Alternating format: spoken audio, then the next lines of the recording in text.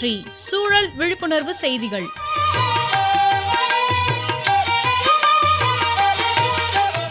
அன்புள்ள மணியன் ஐயா அவர்களுக்கு உங்கள் மாணிக்கம் எழுதும் மடல். நலம் நலமறிய ஆவல். தேன் சாப்பிட்ருப்பீங்க, அடிக்கடி பயன்படுத்துவீங்க. ஆனால் தேன் எப்படி உருவாகுதுன்னு தெரியுமா உங்களுக்கு? தேனீக்கள் முதல்ல மலர்களில் இருக்கும் நீரை குடிக்கின்றன. இந்த நீரை நெக்டார்னு சொல்லுவோம். இதனை தன் உடலில் உள்ள தேன் பையில் சேமிக்கும். இந்த பை தேனீக்களின் வயிற்றின் முன்புறம் இருக்கும். தேன் பையில் சேமிக்கப்படும் நெக்டார் அந்த பையில் சுரக்கும் சில வேதி பொருட்களால் தேனாக மாறுது. பிறகு அதை தேன் அடையில் தேனீக்கள் சேமித்து வைக்கின்றன. நல்ல தேன் ரொம்ப நாட்களுக்கு கெட்டுப்போகாது.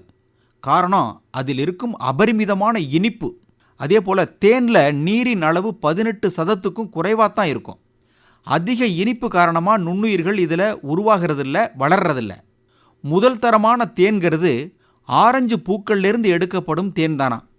தேனீக்கள் 65 கிலோமீட்டர் வேகத்தில் பறக்கும் தன்மையுடையவை. 11 கிலோமீட்டர் தூரம் வரை தொடர்ந்து நிற்காமல் பறக்கக்கூடியவை. தேனீக்கள்கிட்ட இருக்கும் கொடுக்குகள் அதை இழந்துடுச்சுன்னா அவை இறந்துருமா. மணியன் ஐயா, உங்களுக்கு தெரியாததில்ல, தேனீக்கள் பல கிலோமீட்டர் தூரம் சென்று பல ஆயிரம் பூக்களை நுகர்ந்து தான் ஒரு துளி தேனை சேகரிக்கின்றன. தேன்லேயே வாசனைக்கு தகுந்தபடி பல வகைகள் இருக்குது. தேனீ பெட்டிகளை வயல்களில் தோட்டங்களில் வைப்பதால் பயிர் விளைச்சல் அதிகமாகுங்கிறது எல்லாருக்கும் தெரியும். ஆனாலும் தேனீ பொட்டிகளை நாம் வைப்பதில் தயக்கம் காட்டுறோம். தேனீக்கள் போல சுறுசுறுப்பாக இருக்க வேணாமா? சுறுசுறுப்புன்னு எழுதும்போது சிலர் பரபரப்பாக வேகமாக செயல்படுவாங்க. அவங்கள தேனீக்கள் போல இருக்காரேம்போம். அதுபோல் ஒருத்தரை அண்மையில் பாப்பாங்காட்டூர் கிராமத்தில் சந்தித்தோம். அவர் பேர் பாமா வெங்கடாஜலபதி, உழவர் விவாத குழு அமைப்பாளர். அவர் ஊருக்கு பக்கத்து ஊருக்காரர் பொன்னுசாமி. இயற்கை விவசாயம் செய்பவர். பாரம்பரிய நெல் ரகங்களை சாகுபடி செஞ்சிட்டு இருக்கிறார். இவரை போல இன்னொருத்தர் ஈரோட்டில் இருக்கிறாரு, பேரு சண்முக சுந்தரம்.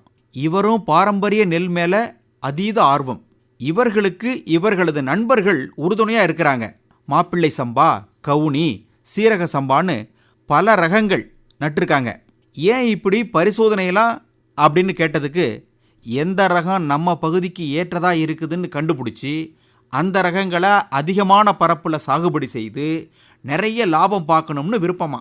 பலதானியங்களை முதல்ல இந்த நிலத்தில் விதைச்சி மடக்கி உழுதுருக்காங்க. பலதானியங்கள் நிலத்தில் இருக்கும் ரசாயனங்களை உறிஞ்சிருமா. தூர் இப்போ நல்லா வெடிச்சு வந்துக்கிட்டு இருக்கு. பஞ்சகவ்யா தெளிக்கிறாங்க. இன்னும் அந்த பயிர்களுக்கு தேவைப்படும் சத்துக்களை இயற்கையான முறையில் தான் கொடுப்பேன்னு உறுதியாக இருக்கிறாங்க அந்த விவசாயிகள். மணியன் ஐயா, பாரம்பரிய நெல் ரகங்களை சாகுபடி செய்யக்கூடிய விவசாயிகளை பார்த்தப்போ மகிழ்ச்சியாக இருந்துச்சு. அதிலும் இயற்கை விவசாயம், பாரம்பரிய நெல் ரகங்கள் சாகுபடி செய்வது பாராட்டுக்குரியதல்லவா, சூழலுக்கும் ஏற்றதல்லவா. இப்படிக்கு மடல் மாணிக்கம்.